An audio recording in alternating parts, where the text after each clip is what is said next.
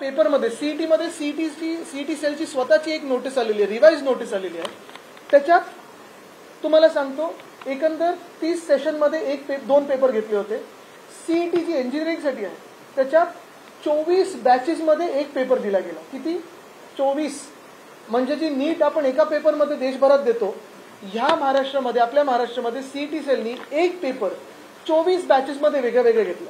त्याच्यात अर्थात वेगळे वेगळे प्रश्न होते, सिलेबस वगैरे काही आधी कोणाला सांगितलं नव्हतं. पण त्या 24 पेपरमध्ये ह्या अनेक वेगळ्या बॅचेस बसल्यानंतर साधारणपणे ऑब्जेक्शन घेण्यासाठी तुम्हाला 1000 रुपये लागतात.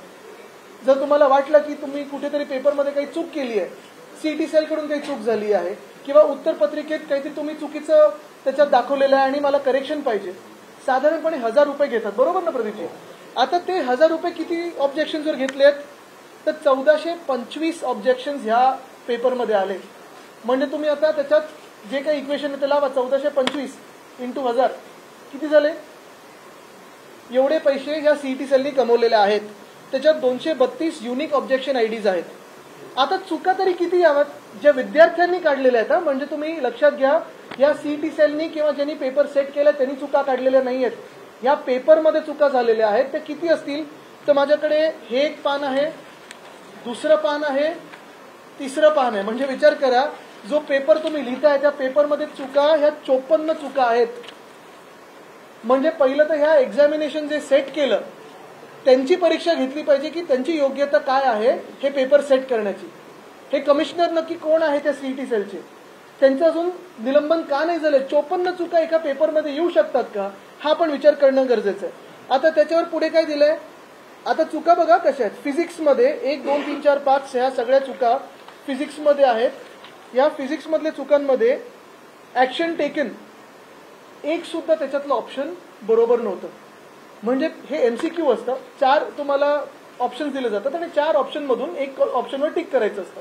त्या 4च्या 4 उत्तरांमधून जे ऑप्शनल उत्तर असतात एक सुद्धा उत्तर बरोबर नव्हतं. असा पेपर सेट होऊ शकतो का? बरं, त्याच्यात मग आता पुढे काय दिलंय? त्यांनी रिमार्क काय दिलेत? त्या विद्यार्थ्यांचं पुढे काय? मग कोणाला फुल मार्क दिलेत, कोणाला ग्रेस मार्क दिलेत, पुढे चेंज इन आन्सर की दिलेली आहे. म्हणजे मुद्दा असा आहे की पहिलं तर 54 चुका या 24 पेपरमध्ये या सीईटी सेलनी केलेल्या आहेत. हा विषय आपण लक्षात घ्या. दुसरं म्हणजे हे सगळं झाल्यानंतर मला वाटतं 3 दिवस होते त्या विद्यार्थ्यांकडे पूर्ण पेपर त्यांचा तपासायला.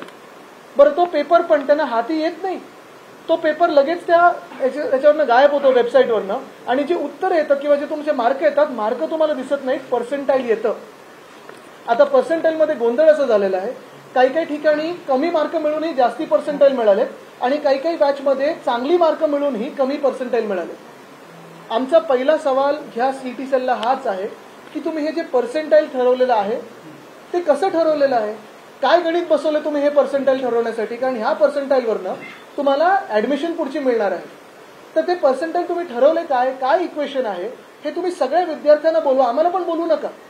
जनता दरबार घ्या, पाहिजे तर मंत्र्यांनी जनता दरबार घ्यावा, मंत्र्यांचा याच्यात इंटरेस्ट असला तर, आणि त्यांनी जनता दरबार घेऊन विद्यार्थ्यांना दाखवावं की हे पर्सेंटाईल कसं ठरवलेलं आहे.